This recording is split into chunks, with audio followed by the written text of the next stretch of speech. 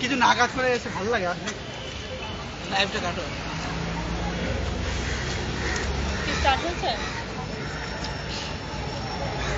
দেখবো দেখো ভিউ আছে কিনা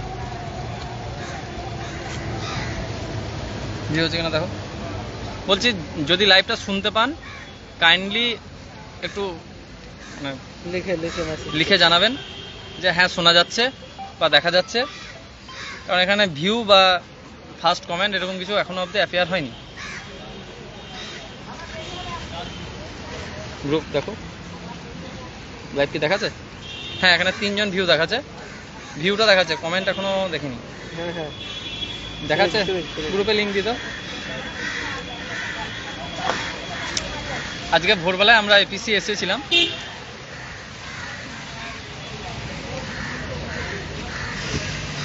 যেমনটা গতকাল আমাদের টেলিগ্রাম মিটিংয়ে সিদ্ধান্ত হয়েছিল যে এপিসিতে তড়িঘড়ি একবার দেখা করে তাদের বক্তব্য জানার জন্য, কিন্তু সকাল থেকেই এখানে আছি, কারোর সাথে কোনো দেখা সাক্ষাৎ সেইভাবে কিছু হয়ে ওঠেনি। তবে অনেক কিছু বার্তা বা অনেক কিছু বিষয় আমাদের সামনে উঠে এলো যেগুলো হয়তো আজকে লাইভে বলা হবে।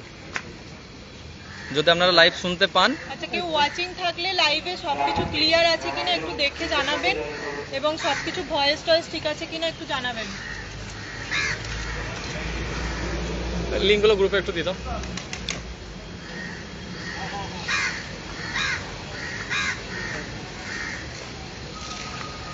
যদি লাইভ হ্যাঁ না না এখানে ঠিক আছে তো, তুমি চাইলে ওখানেও যেতে পারো। না না এই দিক দিয়ে যাওয়া আসার অসুবিধা নেই। আচ্ছা ভিউ আছে ভিউ কই সেভাবে তো কিছু। তোমার ফোনটা দাও তো।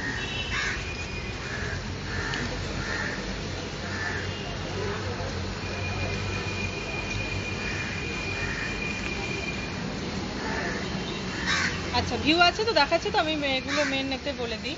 আচ্ছা কালকে টেলিগ্রাম মিটিংয়ে আমাদের সকলকে নিয়ে একটা ঠিক হয়েছিল যে এখন এরকম পরিস্থিতিতে আমরা একদমই নিজেদের মানে হঠাৎ করেই আমাদের 23 টেটের আনসার শিট বেরিয়ে গেছে, তো সেই নিয়ে আমরা সবাই যেগুলো এতদিনের যে মিথ্যা প্রতিশ্রুতি আশ্বাসবাণী যেগুলো ছিল, আমরা সবাই জানি যে আমরা কোন জায়গায় আজকের দিনে দাঁড়িয়ে রয়েছি।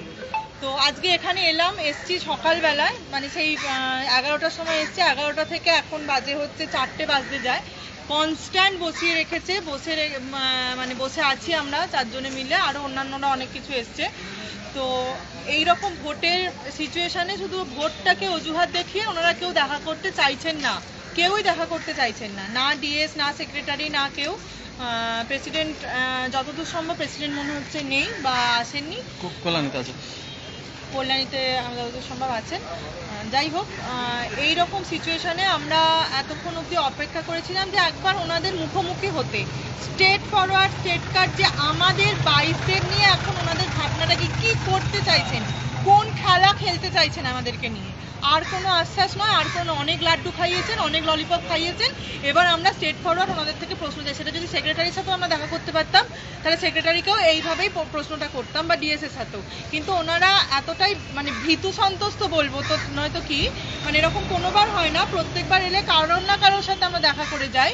এবারে ওনারা 3 জন পুরোভাবে বলে দিয়েছেন যে আমরা কারোর সাথে দেখা করব না। আরও অন্যান্য ব্যাচের অন্যান্য এরাও এসছে, তাদের সাথেও দেখা করেনি, কিন্তু 22দের সাথে কোনোভাবে দেখা করতে চাইছে না, কারণ ওদের কাছে কিন্তু কোনো অ্যান্সার নেই।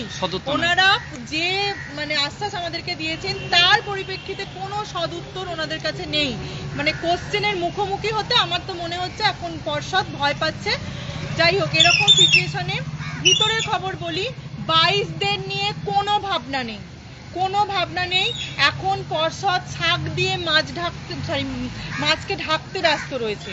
মানে সবাই বুঝতে পারছেন কি লেভেলের আগেরগুলোতে দুর্নীতি হয়েছে, কোথায় কিভাবে সব বিভিন্ন কেসে একদম জটলা পাকিয়ে রয়েছে। সেই জটলা খুঁড়তে গিয়ে যে মানে কেঁচো খুঁড়তে গিয়ে যে কেউটে বেরিয়ে আসছে, সেই কেউটে না যাতে বেরিয়ে আসে সেই জন্য মাটি চাপা দিতে সেই টেটগুলো নিয়ে, যেগুলো দুর্নীতিযুক্ত টেট, তাদের কোথায় কোথায় কি চলছে, তাদের কোথায় কোথায় কোন পিটিশনার অখুশ হয়ে রয়েছে, তাদেরকে খুশি করার জন্য, তাদেরকে চাকরি দেওয়ার জন্য পর্ষদ এখন মাথা ব্যথা হচ্ছে যে কিভাবে এই দুর্নীতিটাকে ধামাচাপা দেওয়া যায়, যে বিগত 10 বছর আগে থেকে যে দুর্নীতি চলছে। তো আমাদের সত্যি কথা একদম বাস্তবের মাটিতে দাঁড়িয়ে আজকে এই পর্ষদের সামনে থেকে বলছি, আমাদের 22দের নিয়ে কোনো চিন্তা ভাবনা নেই।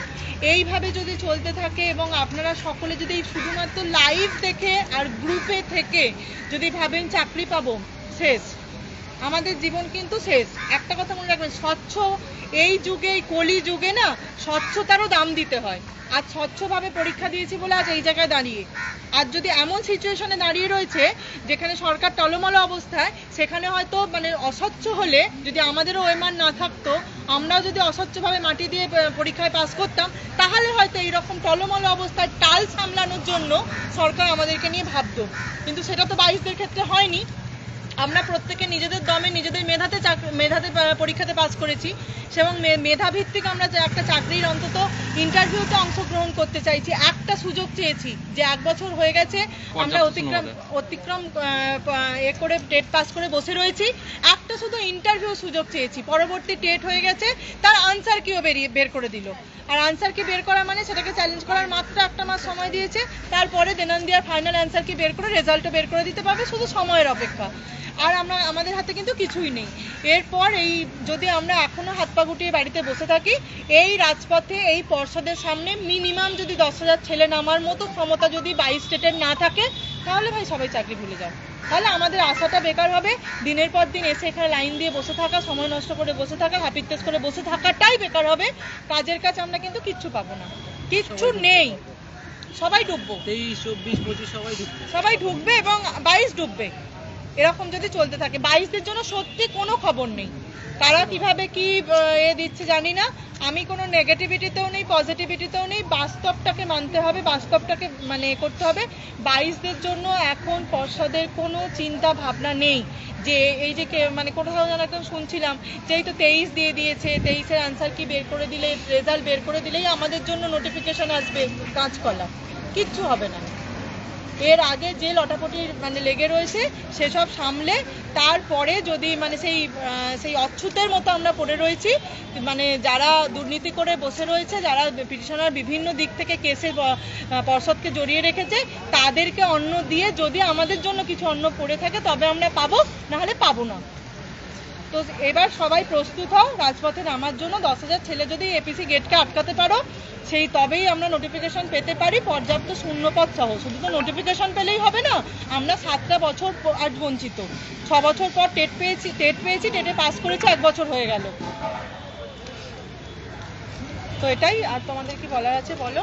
আর বলো অঙ্কুর, বলো। আরে আমি বলো রাজেশ, বলো। আচ্ছা, এখন তো এমসিসি চলছে, মডার্ন কোড অফ কন্ডাক্ট, তো সেই জন্য আন্দোলনটা আমরা একটু ভেবেচিন্তে ডিসিশন নেব, হটকারিতার সঙ্গে নেব না। কেননা অন্যবারে আন্দোলন আমাদের হয়তো ধরে নিয়ে ছেড়ে দেয়, কিন্তু এবার জানি না আমার সঙ্গে কী করবে। সেজন্য আমাদের সংগঠনের পক্ষ থেকে কোনো আন্দোলন দেখা না, যদি বোর্ড অফ কন্ডাক্ট না থাকতো তাহলে আজকেই বসে যেতাম। সত্যি কথা বলা কি, এখানে এসে যা এক্সপিরিয়েন্স হচ্ছে, আজকেই বসে যেতাম। এবার সেটা আমরা একটু ভেবেচিন্তে কথা বলে আইনজীবীদের সাথে কিংবা পুলিশের সাথে, কেননা আমাদেরকেই ভরসা করেই তো ভরসা করেই অ্যাসোসিয়েশনের সহযোগিতা এতটা আমাদের। তো সেরকম যদি আমরা কনফার্মেশন পাই তবেই আমরা ভোটের মধ্যে আন্দোলনের ডাক দেবো, না হলে আমরা ভোটটা পেরিয়ে গেলে 4 তারিখের পরে আমরা সেটা ডাক দেবো। আর তখন যদি 10,000, যা দিদি বললো, যদি 10,000 জন না আসেন রাজপথে তাহলে ভুলে যান, কেননা তাহলে হচ্ছে 2026 বিধানসভার আগে সরকার যখন খুশি হবে, তাছাড়া আমাদের নিয়োগ কিন্তু সম্ভব না। 2026-এর যদি কেউ মনে করে যে নোটিফিকেশন হবে, ওটা আন্দোলন না করলেও পাওয়া যাবে, ওটা কোনো গ্রুপে না থাকলেও পাওয়া যাবে, কোনো আপডেট না পেলেও আপনি থাকতে পারবেন। মানে 2026-এ যদি মনে করেন যে নোটিফিকেশান নেবো, তাহলে এত গ্রুপ, এত আন্দোলন, এত কিছু করার কোনো মানা হয় না। এটা যে প্রথম কথা। দ্বিতীয় কথা হচ্ছে যে আজকে সকাল থেকে যে এক্সপিরিয়েন্সটা হলো, আরে ডিএস মানে ডেপুটি সেক্রেটারি স্যার, ওনার সাথে কোনো ফর্মালিটির প্রয়োজন হয় না। জেনে রাখুন, আপনারা দেখার জন্য কোনো ফর্মালিটি দরকার হয় না। জাস্ট রিসেপশনে আসবেন, দেবেন, উনি দেখা করবেন। আমাদের সামনে দিয়ে এসে বলছে না না না আমি এখন দেখা করবো না, ডিরেক্ট মুখের সামনে বলছে ও 22 না না আমি এখন দেখা করবো না। মানে ওনারাও জানেন যে এই মুহূর্তে 23-এর অ্যান্সার কি পাবলিশ করে গেছি, ছেলেদেরকে আমি বলে গেছি 23-22 মিশবে না। গৌতম বাবু হচ্ছে জেনে রাখুন, মানে রাজনীতির নেতারা ওনার কাছে ফেল মারবেন, রাজনীতি নেতারা আমাদেরকে লাড্ডু খাওয়ায়, বিভিন্ন রকম মাথায় হাত বুলিয়ে বের করে দেয়।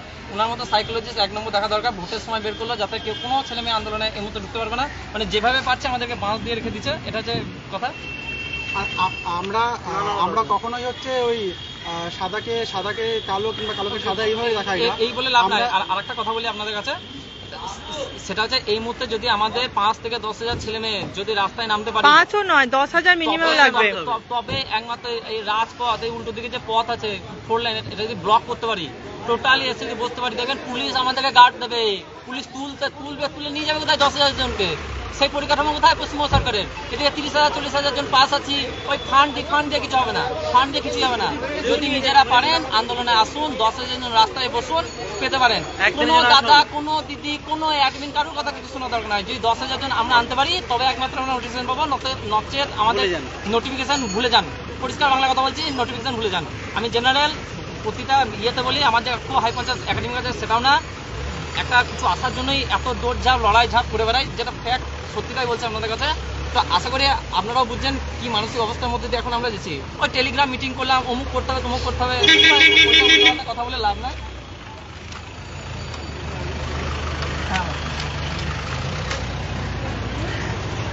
দেখুন ওইসব উল্টোপাল্টা কথা বলে লাভ নাই।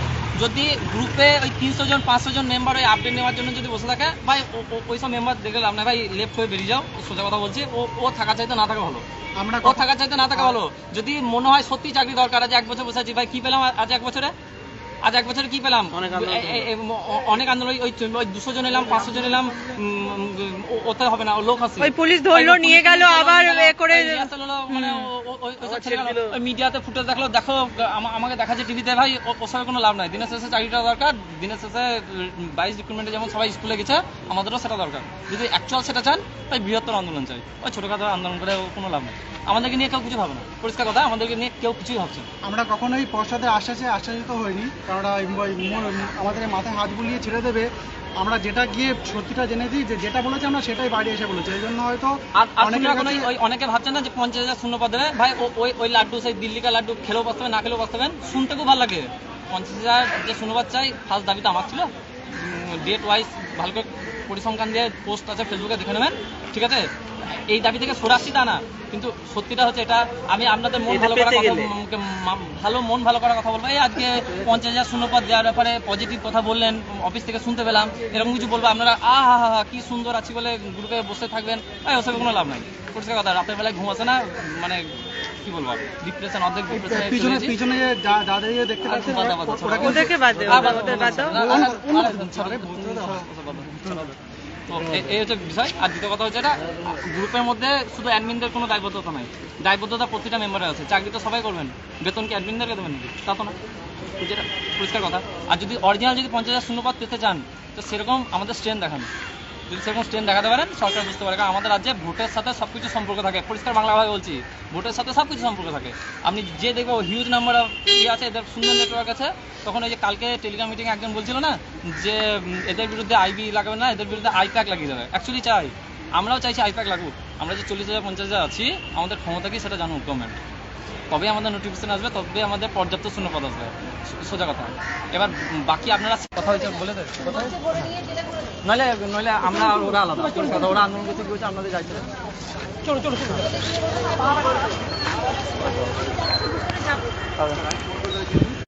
আমাদের জানা তো এখানে হাত ভেঙে দিচ্ছিল, আগেবার ভেঙে দিয়েছিলাম, সেজন্য বলছে যে তোমরা আবার এরা হয়েছে যে আমরা তোমাদেরকে ডেকে নিচ্ছি, ওই জন্য আমাদের বলছে তোদেরকে আগে মারবাকে পিছন মানে বলবো। ওই তো আমাদের দিনে হাত ভেঙে দিয়েছিল, তোমরা যে এসে তোমাদের কি বলবো? আমি বলছি যে আমি হাত বুলিয়ে দিচ্ছি, আমাদেরকে হইলে কত নোটিফিকেশন দিবে, তারা কোনদিন দিবে না। আরে আমরা পালাচ্ছি বাড়ি চলে। আরে বাবা আমাদের সাথে সম্পর্ক নেই। দাদা ফোন নম্বর দাও, ফোন নম্বর। ও দাদা বলছে আমাকে ফেসবুকে মেসেজ করিও, আর তোমাকে ফেসবুকে আমাকে মেসেজ করবা। হ্যাঁ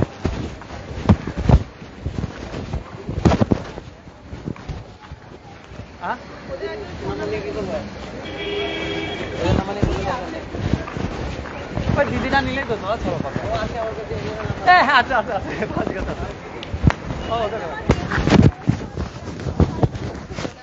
হ্যাঁ লাইভ চলছে এরে যে এতক্ষণ ধরে ঝামেলা হচ্ছিল এগুলো ফিনিশ করতে ও কি করে হয় ফিনিশ করতে ফিনিশ করতে হুম ফিনিশ করতে ফিনিশ করতে ঠিক আছে